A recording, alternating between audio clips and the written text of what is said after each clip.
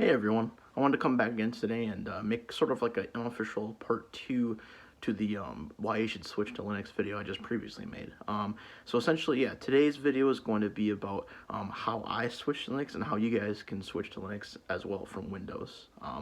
So kind of starting off, like even before like you're thinking about making the switch, you're gonna want to be sure that like you have like a actual like purpose and like philosophy towards it. If you're just doing it to do it because someone told you to, that it probably won't work. You have to be, I would say, I don't want to make this sound funny, but just be like fully committed.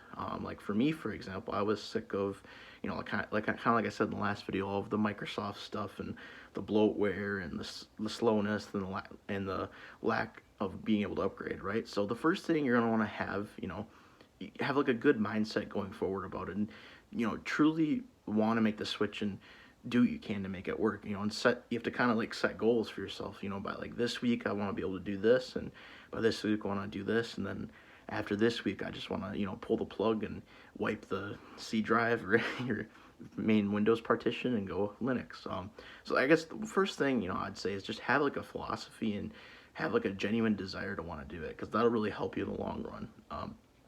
But the main thing for me, like besides the philosophical things, what helped me when I switched the most from Windows to Linux was I actually practiced a lot in a VM.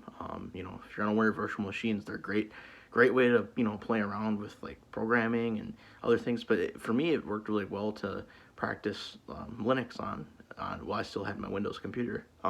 So what you can do is just you can load up whatever virtualization platform you use, whether it be VMware, Oracle Box VM, VirtualBox, whatever you want to call it, or even Qemu, like KVM if you use that on Windows. I don't know if that's possible, but just use one of those. And essentially, what I did is I kind of set up the VM and got the baseline stuff, but then I started like using the VM as like the main machine as opposed to like my Windows machine. And I think there's even a setting on some of the virtualization platforms where you can expand the monitors, even though it's a virtual machine. So it's really a good way to test it, and you still have your stuff, obviously it's virtual, so it won't be like full performance impacting, right? But you'll be able to test it. Honestly, like the VM is the way to go. You'll be able to test it, and if something happens, you can take snapshots or even make a duplicate it, make a copy, and that's fine. That was one of the main things I did, and actually it helped me. It worked out really well, and that's how I still test out Linux stuff in my free time now. Like I have a couple like BSD Unix machines that I test down there. I'm not gonna put it on bare metal or anything until I'm like fully ready. But I guess kind of coming back from that as well, using VMs, but kind of if you go down the rabbit hole, right? Everyone's gonna tell you a different distribution to use, and use Arch, use Ubuntu, use Debian, use Fedora, use OpenSUSE, right? You really have to find like what works best for you. And I hate to say that because I know it's a general answer, but some distributions will have more tooling and more things that cater to your needs. So you really have to kind of do the homework and look into, okay, this has this and this supports this. This has like an installer that helps you build. Basically kind of like Windows helps you install everything, but Arch on the other hand, you kind of got to do it yourself unless you like use Arch install, right? So just kind of knowing what each distribution has to offer, because some of them, if you're using it for like gaming and editing, obviously you want to choose like a more like widely known, like widely picked distribution, because there'll be a lot more support for that tooling. Let's say if I'm like a streamer, like Photoshop content creator, and I choose like some one-off like Unix thing, yeah, it's gonna be really difficult. So you kind of have to do a little bit of like homework on the side and just be like, okay, like what, looking up even just like what supports, which distro supports, a free and open source like video editing software the best, and can do this and this. It's really, you have to kind of weigh your options. Honestly, a good place to start is just with like Linux Mint or even Ubuntu if you really want. It doesn't matter. I know some people, I've even seen it, they start off with Arch, and that's pretty impressive. I mean, I haven't even gotten there yet. I just use Debian because I'm just a chill guy, like Debian. But really knowing what distro and what it has to offer can help as well. And I guess another thing I did, how I sort of learned everything, is I wrote down a list of like all the things I needed to be able to do, like from my Windows PC and my Linux PC, right? And I'd go through that list. It was like maybe like 100 things. I'm very methodical when I do things, but I went through that list and I practiced it on the VM multiple times to be sure I could do it.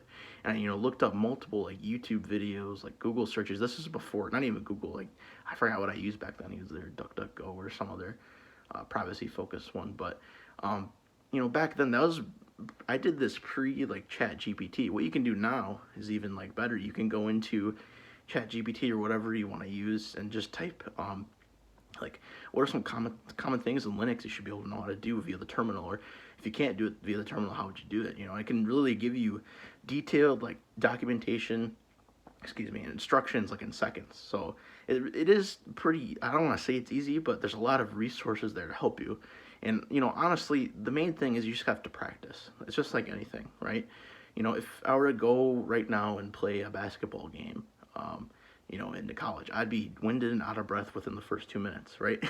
So you really just have to kind of practice, put the training wheels on like in a VM, or if you have a spare PC, whatever, right? Like I was on a budget, so I didn't have a spare PC. I just used a VM, You really just have to practice it and feel it out. And, some things you're not going to like right away. It's going to take some adjustment. Like I said in the last video, you kind of have to relearn how to use not your computer but like the OS, and it's going to be different, but luckily with a lot of the modern main distros now, there's a ton of support.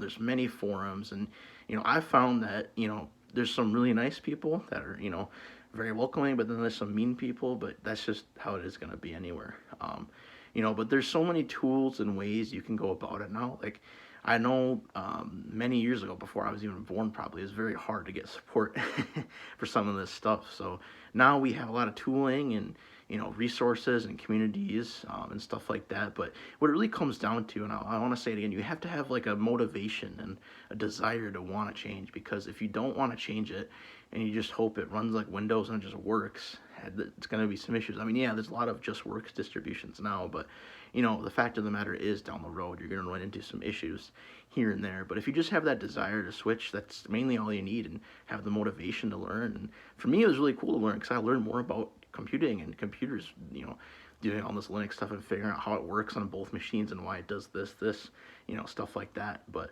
essentially, that's kind of the video I want to make for you guys today, just kind of talking about how I switched to Linux from Windows and what you guys can do, and some tips and tricks. So I hope this is helpful.